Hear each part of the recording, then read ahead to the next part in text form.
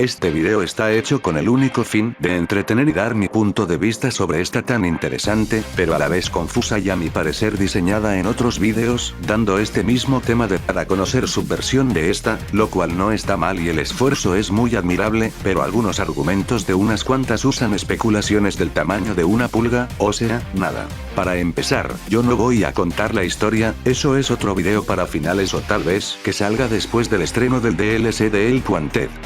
Yo solo voy a dar a entender los puntos clave de mi versión desde un punto de vista lógico, claro, conservando las reglas de la realidad de ese mismo mundo, dando un orden cronológico a cada uno, y el cómo estos influyen a la historia. Pero, primero que nada, me referiré a los juegos por realidad principal y realidad secundaria, esto por un motivo importante, el cual se explicará más adelante, así que sin más relleno cremoso para esta de por sí ya muy larga introducción, comencemos esta wea que de seguro me va a durar más de 20 minutos.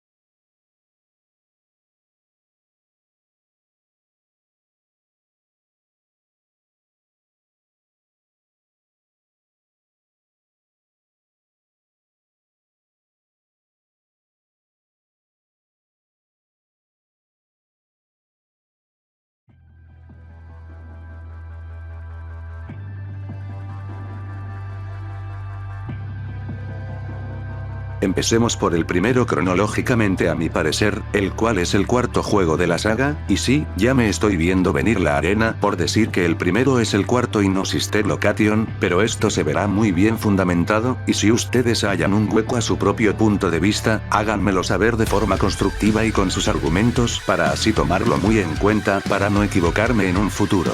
Pero si lo hacen con ofensas y muy mal argumentadas, te ganarás un bloqueo y no lo tomaré en cuenta para nada. Puedes tener fallos, sí, pero si conservas la cordialidad, aún así sepan que lo tomaré en cuenta para ser lo más completo posible. Ahora volviendo al punto, porque creo que este es el primero en ocurrir en la realidad principal de los juegos, pues por algo muy simple, el juego se ocurre en la realidad y ninguna de sus noches, a excepción de la 7 y la 8, son una pesadilla como se hace ver en la mayoría de los vídeos. Ya que el cuarto, y los animatrónicos, acá lo diré tal y como siento que será más sencillo de explicar. Para que estos puedan haber sido recreados en El Quanted, tuvieron que ser vistos por alguien en específico ya que, de no ser así, toda la historia se vendría abajo. Esto es así por un motivo, William todavía no se daba a la fuga dentro de la historia principal, además de que ocurre el evento que yo aún sostengo por ser algo que no se podría cambiar así porque sí solo por darle su fanservice a los fans, la mordida del 87. Para mí es Fredbear quien realizó la mordida en lugar de Mangle. En primera, el juego no ocurre en 1983, en ese año se fundó la cadena principal, y en el año de 1986 o 1985 aproximadamente, se cambió el nombre a Fredbear's and Friends por la inclusión de Freddy, Bonnie, Chica y Foxy al restaurante de Fazbear, siendo representada su alianza, y esta misma empresa la que resultará importante para el futuro de la saga. ¿Y cómo es que yo explico a Mangle en el cuarto de su hermana fallecida, de quien llamó de cariño al niño de FNAF 4 como Tobias Afton? Pues es solo un peluche, no es un prototipo, y es fácilmente un producto de mercancía única por parte de la serie de televisión, aunque ya en pésimas condiciones por haber sido abandonado por un tiempo amplio. Los Fredbear Dolls también son canónicos para mí, y se fundamentará cuando lleguemos a cierto juego que dará sentido a mi versión, pero por ahora puedo decir que eran como unas cámaras escondidas dentro de la casa de William para vigilar a su hijo, eso es todo en este punto. Ahora bien, en este punto, los toy no existen así que es fácil deducir su punto cronológico fácilmente, la hermana del niño murió ya para este punto de la historia, y también Charlotte ya dejó este plano existencial, así que no tengo casi nada que argumentar sobre esto, pero SL no es el primero por un motivo importante. A este punto, Bayora aún no tiene un alma que pueda hacerla cumplir con su papel en el juego mencionado. Estos son los puntos que tomo en cuenta para decir que este es el primero en ocurrir dentro de su realidad principal, pero para no dejar esto tan fomeo con carácter cliché, solo diré que el niño no murió nunca dentro de este punto histórico, y a esto voy a recurrir en un futuro. Por ahora es lo único que se puede decir de este cuarto juego, ya que desgraciadamente, incluso con SL, no aporta nada a la historia y se volvió dependiente de su secuela en su tiempo, y de un juego actual que hace importante para mí esté en la cronología, pero no me apresuraré a cagarles la sorpresa, así que, sigamos con esta cosa que sin duda aún le falta mucho que exprimir.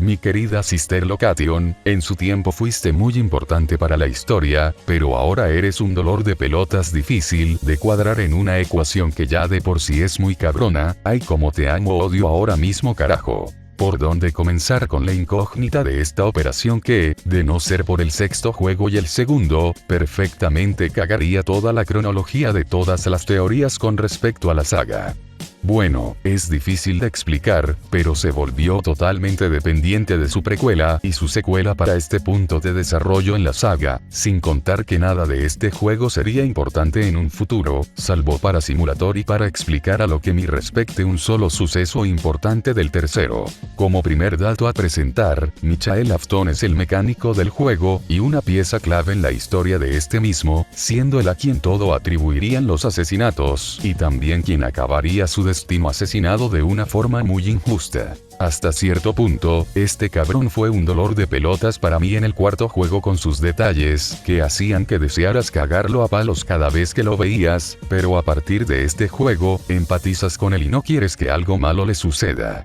Él es el hombre morado que toda la sociedad del mundo dentro de su realidad principal conoce, también es el responsable de la liberación de Elizabeth del mundo exterior y la futura separación de Ennard. Lo cual nos lleva al siguiente punto de la historia, Elizabeth. A este punto se nos revela por fin que ella fue asesinada por Circus Baby el día de su apertura en 1985, además de que por ahí nos podría decir qué fue lo que realmente pasó con su padre para este punto. Regresando a 1987, inicios de su verano para ser exacto, a este punto Bayora tendría al fin un alma que depositar, siendo la de la madre de Tobias y Michael, pero no fue asesinada, murió de formas naturales y William usó su muerte de coartada para poder darle un alma a este recipiente. Lo cual cuadra con su perfil psicológico dentro de los juegos para mi punto de vista, ya que, si tuviera que dar mi punto de vista sobre los libros al respecto, por más triste que suene, no son canónicos en la realidad principal, pero no está todo perdido para esta versión de la historia.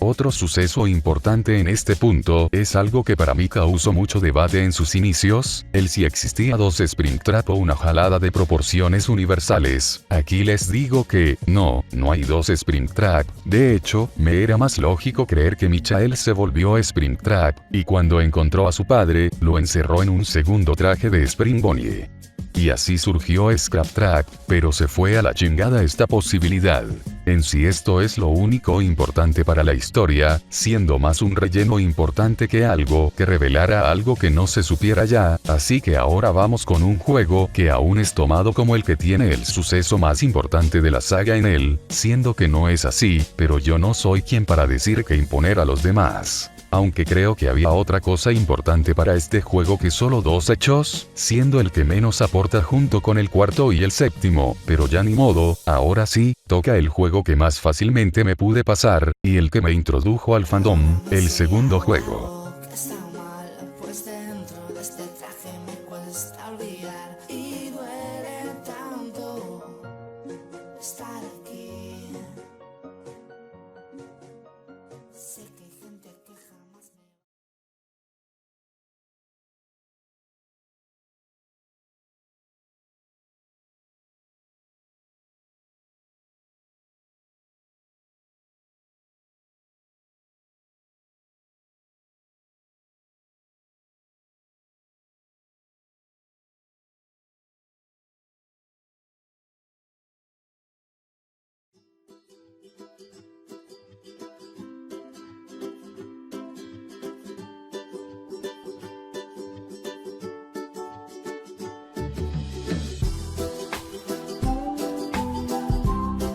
El que en mi opinión tiene sucesos muy interesantes a pesar de no ser bastantes, y el más fácil en términos de descubrir su historia con respecto del rompebolas de SL, y el confuso de cojones el Wanted. Cabe aclarar que sí, yo estoy en el fandom desde 2014, y por ende sé de qué estoy hablando cuando tocamos el juego que más me gusta en su tiempo, y el que nunca me convenció de que fuese el origen del evento al que giraba la trama en ese entonces para sacar su mejor factor misterioso. Aquí tenemos un total de, a mi parecer, 4 eventos clave que sostienen el argumento de su secuela cronológica y de su última entrega a mi parecer.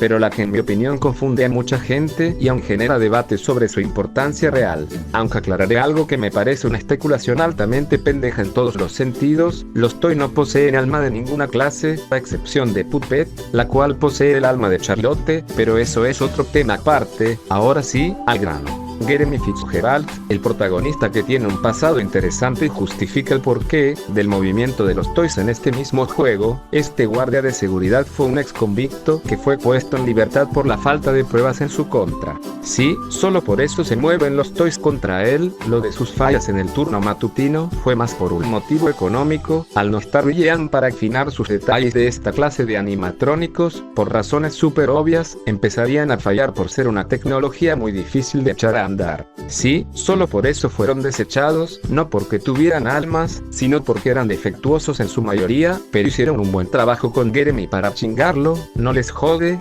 Pero sonrían, que ahora vamos con un punto nuevo para esta saga, y es el cómo haré que cuadre Michael en la ecuación de este juego. Prácticamente, Michael es Fritz en este juego. Sí, la noche de Fritz la jugamos bajo la perspectiva de Michael, eso explica su motivo de despido en la nota de la noche 7. Después de esto lo cierra el local y podemos deducir que, para este punto, los niños asesinados ya poseen a los originales, lo cual es el tercer punto clave de este, y ahora tuve que volver a jugarme el segundo juego, para poder sacar adelante este video. El tipo del teléfono de este juego no es el mismo del primer juego, ahora sabrán por qué, pero esto será para la siguiente explicación. Por ahora es lo único que debe de importarnos de esta entrega, que a diferencia de sus entregas pasadas cronológicamente hablando, puede mantenerse perfectamente sin necesidad de depender de otras. Hasta ahora sigue manteniendo las razones de su éxito en 2014, y parece que será así porque es el único que puedo decir con seguridad que nunca tuvo la necesidad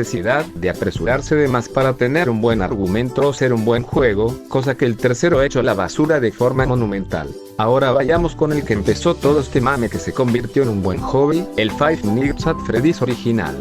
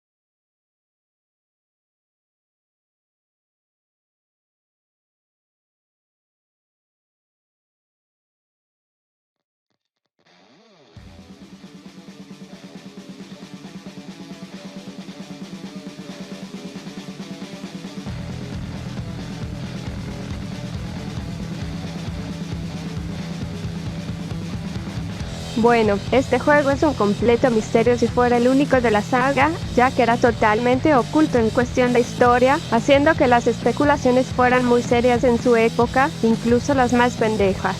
Pues que hace que este juego tenga importancia, aún y no lo consideré como relleno absoluto. Bueno, a eso vamos mis amigos. En primer lugar, Mike no es el mismo Michael Apton. Michael se nos fue en este juego, siendo el tipo del teléfono de este juego, ya que el mismo fue una pieza clave en la noche 7 del segundo. A pesar de su mal olor y su temperamento, siempre supo cómo tratar con los animatrónicos, así que ocultando lo más que pudiera su mal olor, decidió tomar el turno anterior a la llegada de Mike, lo que le costaría la vida, reemplazando a Cassie en el traje de Golden Freddy, al menos hasta 2023, ya que si bien Cassie ya había sido liberado, y esto lo explicaré para el tercer juego, él nunca quiso descansar realmente, lo que explica por qué el hombre del teléfono muere y le da, a mi parecer, sentido al mensaje secreto de ese Elo. Esto provoca que el Shadow Freddy del tercer juego sea en realidad Michael, pero sin ser libre todavía.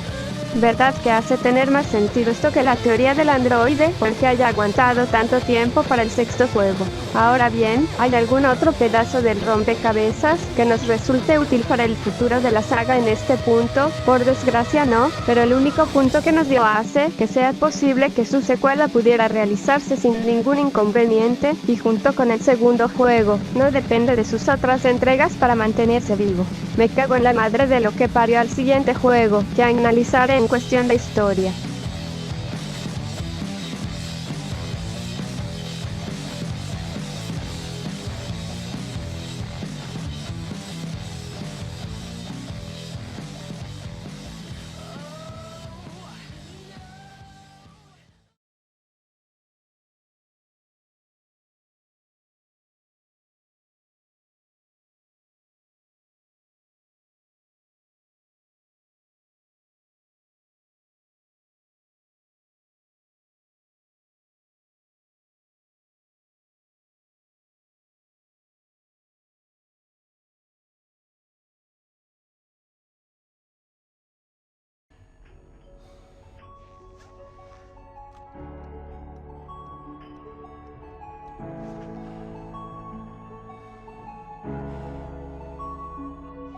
Por la madre, esto es un completo error, no por el hecho de que sea un mal juego, sino porque ni la historia de este resulta interesante de analizar a mi punto de vista. Esto lo respondo con el hecho de que este es su primer te acercago el misterio de tener que descubrir su aborto de argumento. Para empezar, aquí es donde Tobias Afton entra de nuevo a la cronología, teniendo un total de 34 a 35 años aproximadamente. Para poder sacar mi cálculo hice una pregunta muy sencilla. Supongamos que este tiene 4 o 5 años cuando ocurrió la mordida, pasaron 5 años para la muerte de su hermano en 1993, teniendo la cantidad de 10 años para este entonces, y despertando de su coma a la edad de 12 a 15 años aproximadamente, y teniendo en cuenta que este juego ocurre en 2017, tiene perfecto sentido para que haya podido terminar al menos su educación básica, ya que Tobias es el protagonista de este tercer juego, y el que, a pesar de todo, aún mantiene su carácter débil y susceptible, lo que lo convierte en el protagonista de la saga más real de todos, y, por ende, el que merece tener su propio nivel de respeto,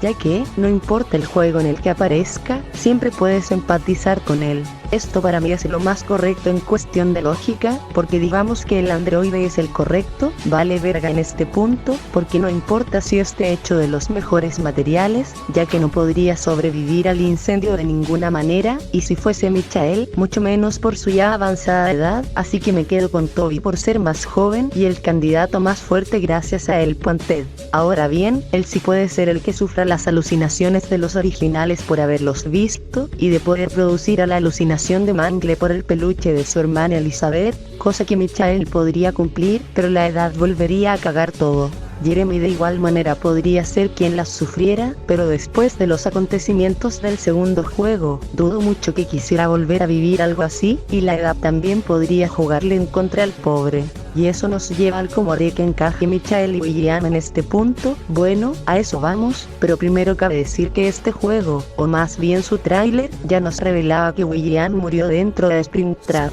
Ahora sí, lo importante, Michael habla con su padre en la cinemática oculta del SL para darle tiempo a su hermano de salir del incendio y que William no pudiera alcanzarle, tal vez con un intento para que se quemara el estropajo, pero aquí es donde todo entra en acción. Michael al fin podría tener un motivo para descansar, su hermano pudo sobrevivir y eso lo libraría de la culpa que sentía, ya que el trapo podría sobrevivir no importa qué hiciera, pero al menos haría saber a su padre que cuando llegara el momento, volverían a encontrarse, incluso si tuviera que ir a lo más profundo del infierno para conseguirlo. Esto hace que SL tenga un sentido real y no lo manda a chingar a su madre por completo, y le da sentido a todo lo ocurrido en el cuarto juego, con consecuencias reales y el final de Michael en esta historia, que sí, este juego hizo que Michael tuviera un trasfondo emotivo realmente triste. Por otra parte, William es el que abre la puerta para el final de todo, el último de todos los que iniciaron la pesadilla, el último que necesitaba un final, y su final sería el inicio de la conclusión de la línea principal de esta historia. Por lo que ahora podremos trasladarnos al juego con el final más seco y con un protagonista que las novelas nos proporcionó para llenar el hueco de no tener un protagonista que de verdad pudiera calzar en él, porque sí, este juego tomó algo prestado de su hermano literario, pero fue para bien, o solo lo hago para que esto no se caiga a pedazos.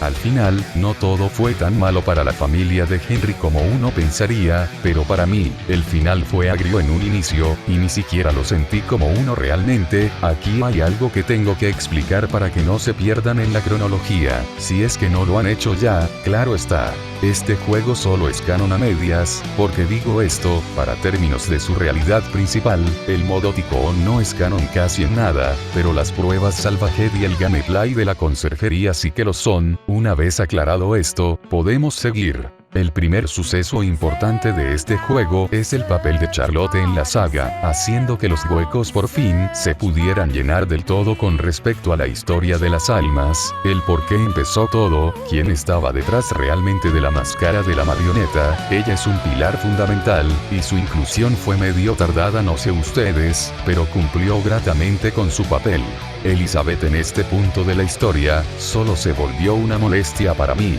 no sé por qué, pero me frustraba su nueva actitud. Pasó de ser la chica que quería brindar libertad a las almas dentro de Funtime Freddy, Bayora y Funtime Foxy, a una demente que no era consciente de nada realmente, como su padre. Hablando de su padre, aquí explicaré por fin su papel en toda la saga. A diferencia de su gemelo literario, este no es explosivo. De hecho, puedo decir que el de los libros ni siquiera es la sombra de su homólogo original, ya que William solo mató a Charlotte para poder experimentar su retorcida ciencia de las almas. No era un psicópata, ya que la ira hace que la presencia de la razón quede opacada por completo en cualquier persona, no importa qué tan inteligente sea, siendo su motivación para hacer lo que hizo, más que otra cosa, su pérdida de la capacidad de diferencia el bien del mal.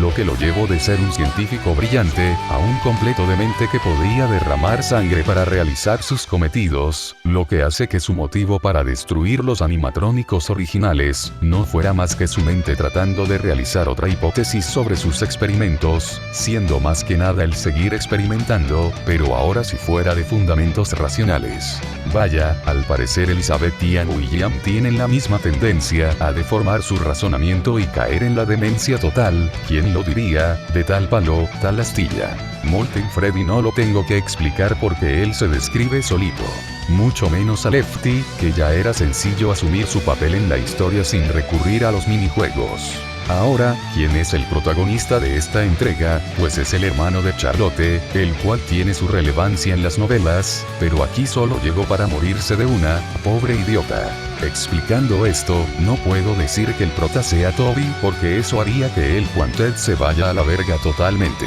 Esto cobra más sentido en el minijuego del hombre de medianoche, ya que Henry cuando llega a su hogar, la que parece ser su esposa nos menciona que no golpeemos a alguien en específico. Esto concuerda con el perfil del hermano de Charlotte, ya que, por el miedo de los abusos de su padre, pudo haber huido y vivir su vida como un huérfano en manos de otra familia, haciendo que ni él ni Henry se reconocieran en el transcurso de todo el juego. Henry por su parte tal vez lo tomó por muerto, y al no saber cómo era de adulto o al menos oírle alguna vez, se refirió a él como desafortunado, y el chico del que no recuerdo su nombre, no recordará a su padre por ser ya un fósil con patas. Siendo estos los únicos puntos importantes de este juego, y cerrando las historias de la realidad principal con cierta sensación muy agriada, no hubo justicia a lo que se refiere a William, y el final de las almas fue muy poco satisfactoria a mi parecer. Pero ahora viene el juego que tuve dudas de incluir en un principio, pero que vale la pena que tenga un cierre también.